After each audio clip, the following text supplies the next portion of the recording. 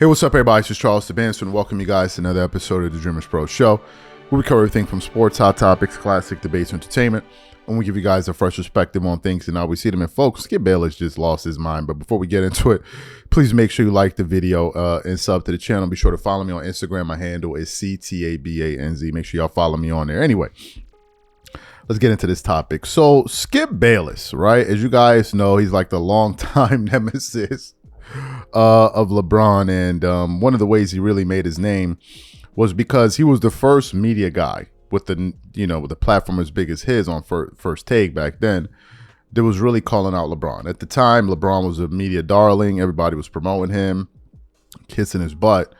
But Skip Bayless was one of those people that was analyzing him with a critical eye, and then he just started criticizing him, and then it turned into a thing. And now whenever people think of Skip Bayless, they think about him going at LeBron James. So yesterday, I saw a show that he published on his channel with the headline saying, LeBron James just flipped the script from playoff disaster to the Lakers failed and betrayed him. And this was a 49-minute show. So when I clicked on it, to be honest with you, as I started to watch it, I felt, okay, this particular show should have more views because it was actually a pretty good show. But then Skip just started to go in, man. He started to get at LeBron in ways that I just couldn't believe, to the point where he was calling him a con man and basically saying that the media has been covering for him for years. He's been the most protected star ever. And he went into this all-time rant, man. It was like he went on a rampage. And I'm like, man, this is something that we definitely got to talk about. So for those of you who didn't hear what Skip Bayless, it's a long show, like a 50-minute show, but we're going to play the most interesting parts for you now, and I'm going to come back and continue on. Take a listen to Skip here. Would you believe LeBron even went to the trouble of flying all the way to Cleveland to be randomly photographed with some poor Cavs undrafted free agent prop that LeBron used as a prop at the Cavs facility so that LeBron could get this picture leaked out onto social media so everybody would write about how, oh my God, LeBron is back home in Cleveland at the Cavs facility because he obviously wants to finish his career with the Cavs, and he's there now working out the details of the trade. Man, I laughed all weekend over this, and I'll hoot and holler some more about this in just a few minutes as I dig deeper into this diabolical ruse, which was pure media manipulating genius by LeBron and company. Seriously, LeBron should win some kind of Emmy or maybe even an Oscar for this screenplay and for this performance. LeBron is a one-man Ocean's 11. He's the talented Mr. Ripley James. Leo, Catch Him If You Can. Remember any of those movies? LeBron's a star, man. But now, just for a moment, let's all calm down. Just for half a second. And please remember the facts about what just actually happened. Now for the cold, hard reality. The absolute truth, the whole truth, and nothing but the truth. Ready for this? The Lakers finished third in a loaded Western Conference with a 50-32 record. Pretty good. The Lakers on Sunday, April the 6th, very late in the season, that was on national TV, on ABC, live, went into Oklahoma City and demolished the soon-to-be champion Thunder 126-99. Held them to 99 in OKC. They did that. That afternoon, Luka had 30, Austin Reeves had 20, LeBron had 19, Dorian Finney-Smith had 14, Gabe Vincent had 12, Rui had 11. That's a lot of guys in double figures. As the Lakers won the boards 43-34 against Chet and Hartenstein, And that says Jackson Hayes and Jared Vanderbilt and even Jordan Goodwin each had 5 rebounds, and Luka and Rui and Dorian Finney-Smith each had 7 rebounds. Whew, talk about balance.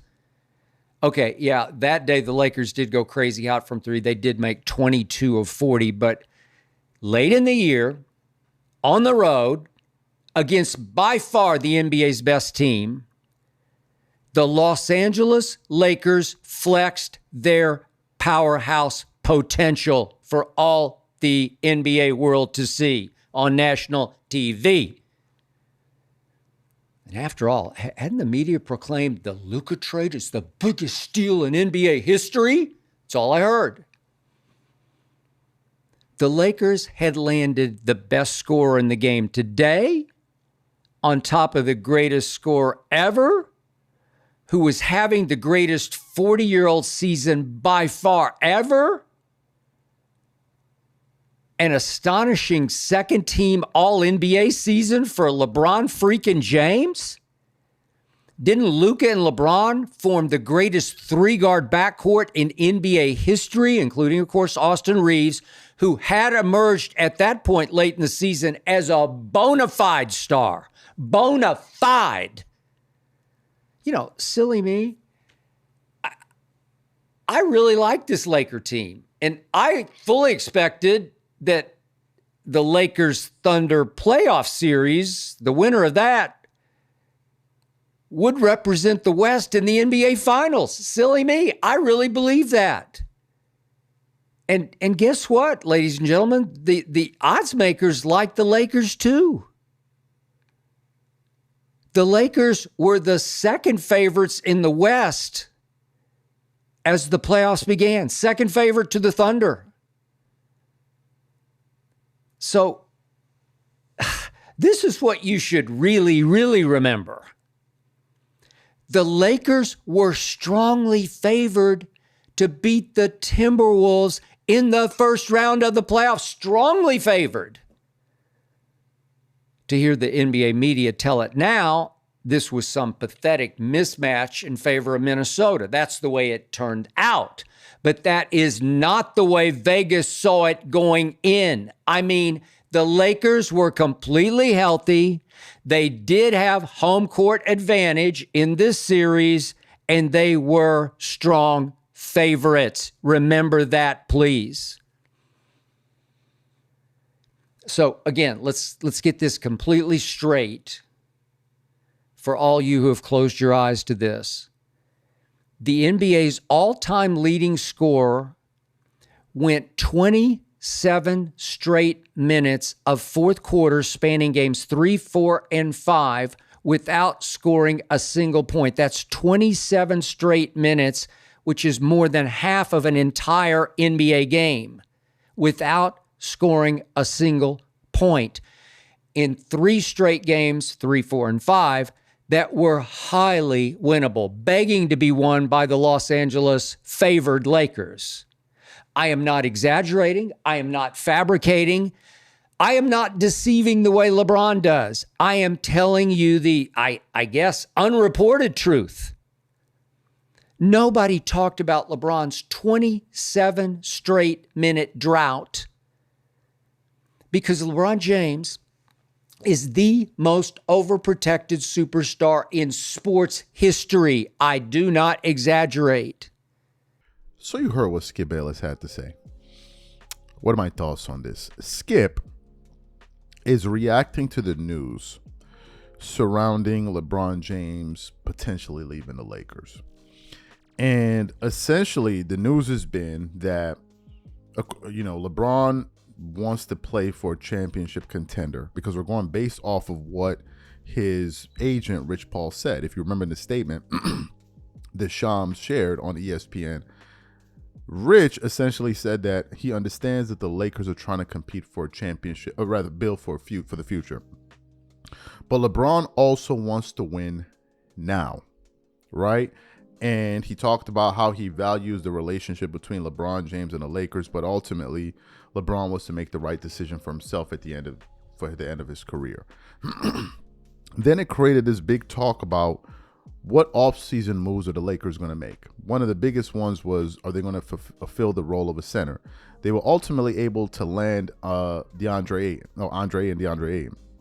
And people were like, okay, is this enough? Is this enough? Is this enough? Now, LeBron fans at the time wanted the Lakers to go into the luxury tax and go out there and pull off some type of miracle move, forgetting the fact that they don't have the cap space to do so. That LeBron has a $52.6 million contract, and if he's going to pick up his player option, then where are these dollars supposed to be coming from? Nobody's going to no Supermax players coming to LA to play for $5 a month to play with LeBron James. So the conversation then began to shift to the Lakers once again don't have enough for LeBron James to win. So Skip is seeing all of this, and Skip is speaking from the standpoint of no. You guys got this thing wrong. Going into the playoffs, the odds makers had the Lakers with the second best chance to come out of the Western Conference behind the Oklahoma City Thunder. He also said the odd makers and a lot of people picked the Lakers to beat the Minnesota Timberwolves. As a matter of fact, people were celebrating the fact that the Lakers were not going to be playing against the Golden State Warriors, and instead they had the Wolves. So Skip is now going through this historically and saying, no. Rich Paul and LeBron's camp and these guys are trying to pull a fast one on the media and fans.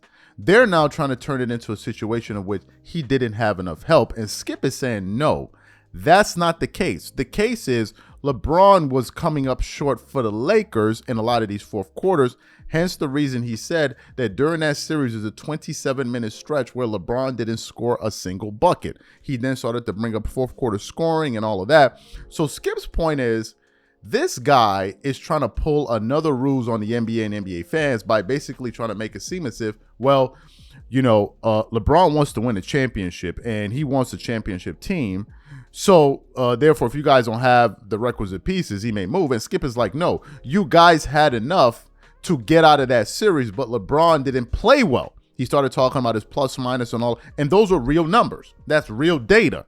So that's the point Skip Bayless is trying to prove, or really amplify, so people can understand it.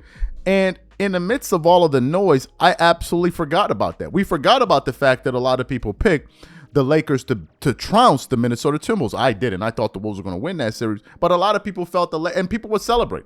I remember Shannon Sharp, not one, not two, not three, not four, like not five. We remember the entire thing. It was only a few months ago. But now, given the fact that Rich Paul has now put out that statement, it now creates a scenario in which it's like, well, no, LeBron never had enough help. And Skip is like, no. Pump the brakes. You guys were good enough, is that your guy didn't deliver. And now you're trying to pull a fast one on everybody and make it seem like as if, well, what you have isn't good enough based off of Rich Paul's comments, when in reality, you should have been good enough to at least get out the first round, and LeBron played a part in that not taking place. That's the point that Skip is basically trying to prove. And I had never thought about that. And to be frank with you, given all of the data that he was able to trot out, he makes a very good point. Now, he spoke about the fact that LeBron is protected by the media. That's a fact. That's a fact. A lot of the guys in media, all LeBron guys and LeBron apologists. So he's absolutely right about that. But he makes a good point. So the question to the audience now becomes this. Do you think that LeBron and these guys are trying to pull a fast one on us by saying that the Lakers need more help when in reality, he simply wasn't good enough to help his team win? Whatever you guys think, leave your thoughts in the comments. We'll catch you on the next show. Peace.